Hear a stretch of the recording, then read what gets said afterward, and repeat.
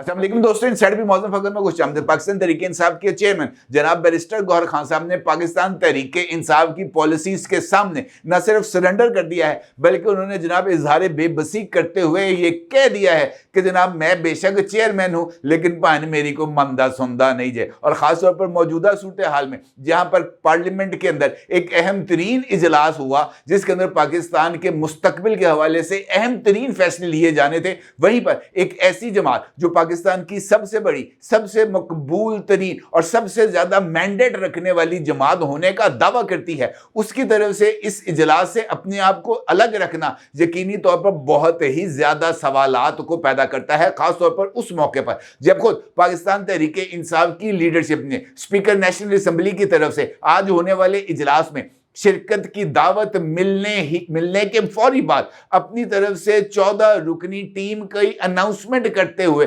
बाज़ाब्ता तौर पर speaker office को एड्रेस करते हुए खत भी लिख दिया था और इस बात का इजहार कर दिया था कि जनाब हमारी तरफ से कौमी असम्बली और सेनेट के ये 14 अरकान इस स्पेशल सेशन के अंदर शिरकत करेंगे। उसके बाद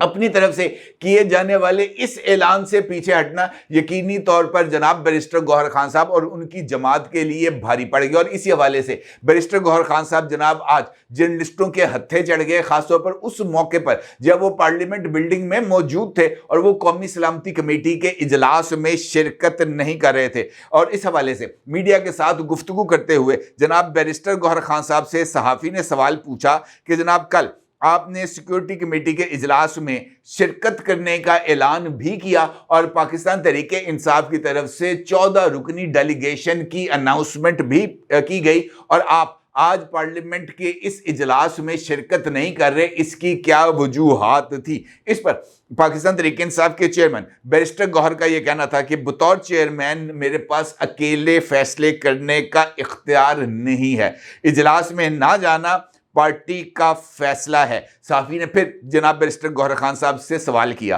कि जनाब पार्टी मुकद्दम है या पाकिस्तान, यानी अगर आपको पाकिस्तान तहरीक इंसाफ या पाकिस्तान में से किसी एक चीज के बारे में फैसला करना पड़े तो आप क्या करेंगे? तो इस पर बैरिस्टर गौहर खान साहब का यह कहना था कि जनाब कोई शक नहीं पाकिस्तान मुकद्दम है लेकिन पार्टी ने जो फैसला कर लिया है मैं उससे पीछे नहीं हट सकता। यानी बैरिस्टर गौहर खान साहब ने इस बात का ऐलान कर दिया कि जनाब उनके नज़दीक पाकिस्तान अहमियत का हामिल है लेकिन मैं पार्टी फैसले के आगे बेबस हूं। और ये जो इजहार बेबसी है ये मुझे ऐसे लगता है कि पाकिस्तान तहरीक इंसाफ की लीडरशिप जो कि इस वक्त हमें बहुत ही ज्यादा दबाव में महसूस होती है, आने वाले दिनों में जनाब इस हवाले से कुछ और पेशरफ्त भी होने का इम्कान है। बैरिस्टर गौहर खान साहब ने साफी के इस सवाल पर कि जनाब आप इस वक्त जब पाकिस्तान को आपकी ज़रूरत है, आपकी तरफ से अहम तरीन मामले पर पीछे हट जाने का क्या मतलब लिया जाए,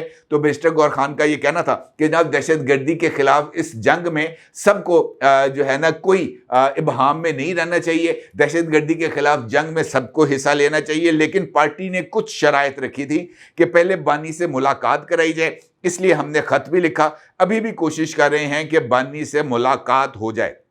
साफी ने फिर सवाल पूछा कि जनाब कौमी सलामती के मामले पर आप कोई ना कोई लकूना निकालते हैं। इस पर बैरिस्टर गौहर खान ने इस बात को तस्लीम किया। उनका यह कहना था कि ये नहीं होना चाहिए, हमें कोई भी लकूना नहीं निकालना चाहिए। मैंने बड़ा वाज़ेह तौर पर कहा था कि दहशतगर्दी में कोई दो राय नहीं होनी चाहिए, इस पर कोई सियासत नहीं होनी चाहिए और सबको मुत्तहिद होना चाहिए, सबका बयानिया एक जैसा होना चाहिए। ये पाकिस्तान और कौम का काज है, पाकिस्तान रहेगा तो सब लोग अपना किरदार अदा कर पाएंगे। साफी ने जनाब फिर बैरिस्टर गौहर खान साहब पर सवाल उछाला और कहा कि आप समझते हैं कि पार्टी का फैसला बर वक्त और ठीक है। इसके ऊपर बैरिस्टर गौहर खान साहब यकीनी तौर पर जनाब क्लीन बोल्ड हो गए और उनका यह कहना था कि जनाब मैं ज़ाती तौर पर कोई फैसला नहीं कर सकता। साफी ने फिर सवाल पूछा कि क्या आप इस इजलास के बाइकआउट के फैसले को दुरुस्त समझते हैं?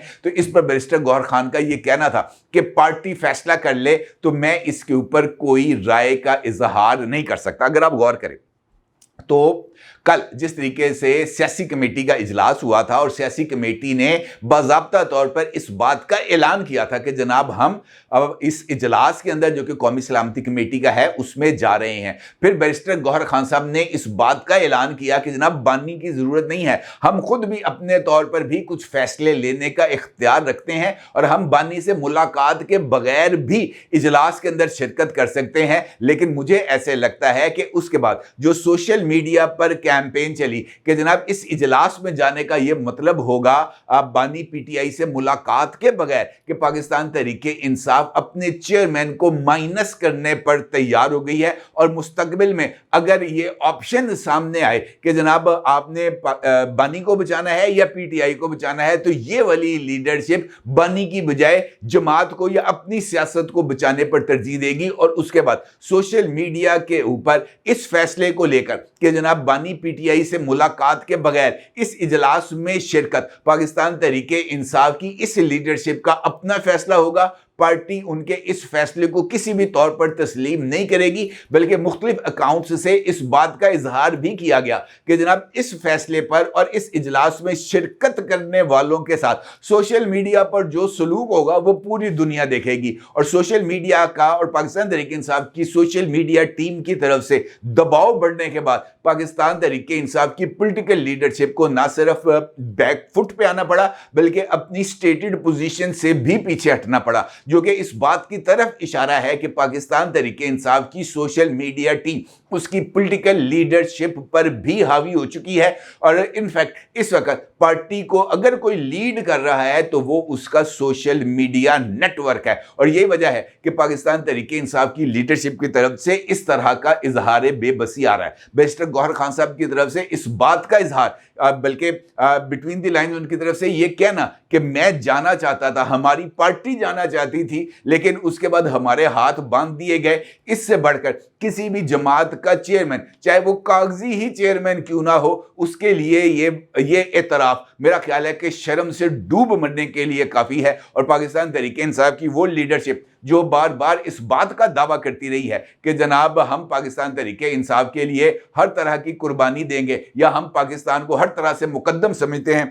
मेरा नहीं ख्याल कि पाकिस्तान तहरीके इंसाफ की लीडरशिप अब अपने इस दावे पर कि उनके लिए पाकिस्तान फर्स्ट है कहना कुछ ज़्यादा आसान हो पाएगा, क्योंकि जो अमल उनकी तरफ से सामने आया है वो कम से कम उनके इस नैरेटिव की 100% नफी करता हुआ नजर आ रहा है। अपनी जगह जरूर इज़हार कीजिएगा। आपका बहुत शुक्रिया। अल्लाह हाफ़िज़।